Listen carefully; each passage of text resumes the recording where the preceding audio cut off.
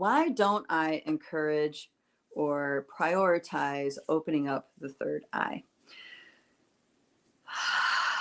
Yes, this is a thing. Now, there's a couple different things.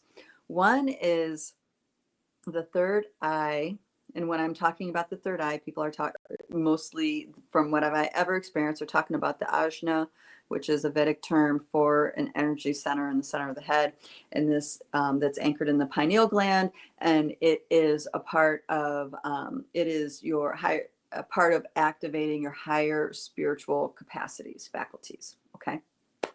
So why don't I encourage that? And I don't discourage that, but that's not the most important thing for a human to activate in order to wake up to who they are as a multidimensional.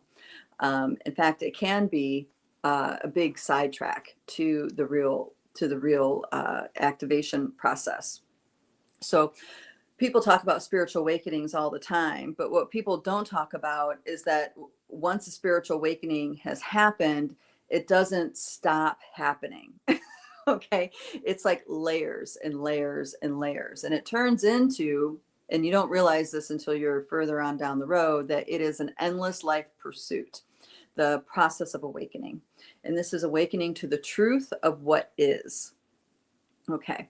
The truth of what is has been heavily obscured throughout antiquity for humanity. Okay. And the truth is an energy.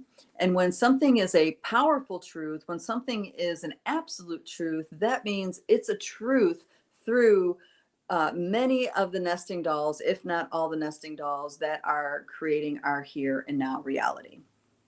So side note about these nesting dolls.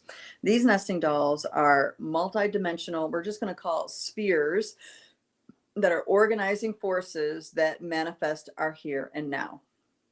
And a great example of this model is what our dear sister Starshine, Barbara Handclough, has mapped out decades ago in her Alchemy of the Nine Dimensions work, which is, and that's only specifically 11 dimensions in that model. I know she calls it 9, but it when you go deep into it with her, it ends up being 11. So anyway, each nesting doll informs the inner, more denser reality. For example, say we're going to start with just the galactic plane. The outer nesting doll of the galactic plane, of the galactic mind, would be the Milky Way galaxy. Now, there's lot to be said about all that. I'm not going to go into the specifics. I just want to organize what the nesting dolls look, how they come together to create our here and now reality. Here and now reality. Hello, darling Starshine. All right, so we have our galactic, and that is the that outer nesting doll, and within that is the all that is consciousness, how we experience prime creator, how we would experience what people might call God, goddess, the I am, the infinite I am. Okay, and then within that nesting doll is sound, frequency. So this is before form. So from the I am, I'm just going to call it the I am, out comes an intent / thought that is a frequency. And then in that frequency, as it moves forward as a frequency, because it has to move in order to be considered a frequency, right? And as the frequency moves forward into a more dense form, it creates a shape. And this is where the science of cymatics comes in. So the frequency creates the shape. The morphic field now is in place. This is a field from which life comes from. So for example, a light body is your morphic field of your soul's journey in the Milky Way, in the galaxy, in that galactic plane. Okay, so sound, frequency, creates shape. Okay, and then from there we start getting into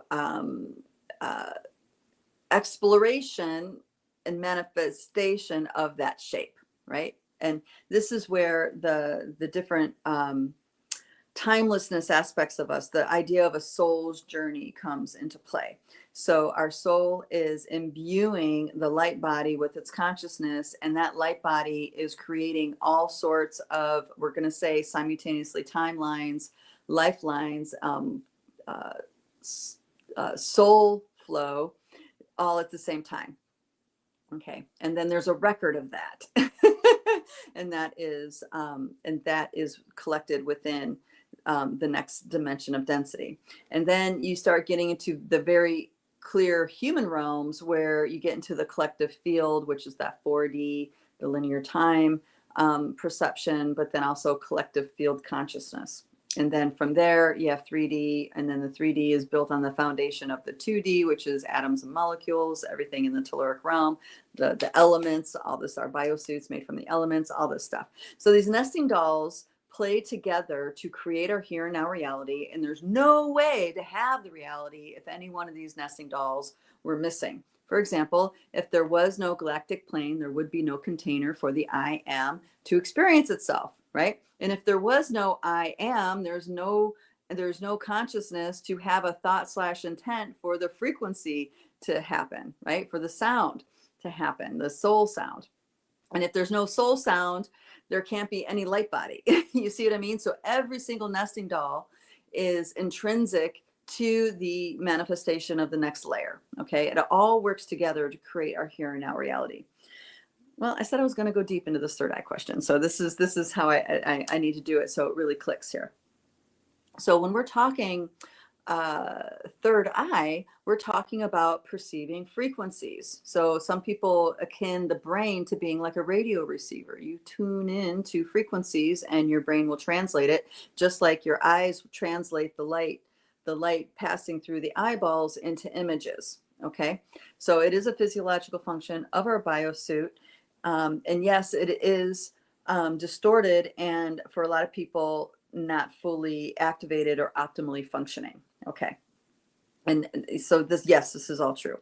Now, why it's malfunctioning, why it's distorted, there is a lot left out of the conversation.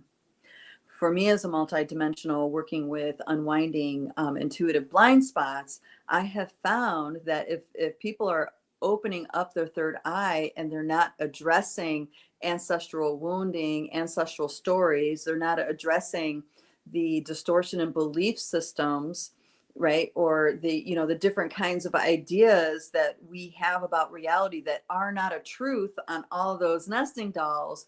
Opening up the third eye can create a lot of problems because now there's no way to come into a healthy relationship, an optimal relationship to the different radio signals that you're tuning into. Okay.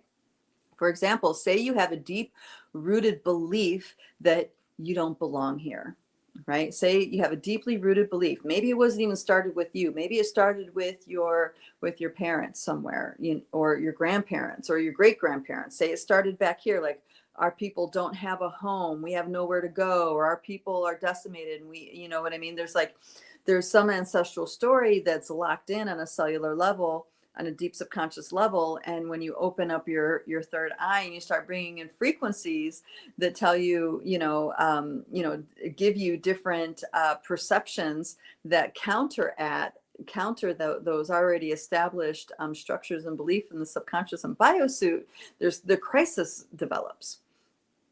People do go crazy, and well, I think we've all watched that happen. Not specifically around the third eye, but people do go crazy. We are very sensitive, and this is in the mix of why it's not. I don't encourage the third eye activations, not by themselves, especially. The masters that I have worked with, masters of living energy, the different dream masters and immortal beings, they talk about specifically the sacrum, and the sacrum is the seat of the soul. Truly, it's not the heart. We think, we're taught in New Age and other kinds of understanding, it's the heart. It's like, no, it's the sacrum. And it's because it's the sacrum that anchors us in this reality. And that is where we start if we want to start growing and enhancing our intuitive, psychic intuitive capacities.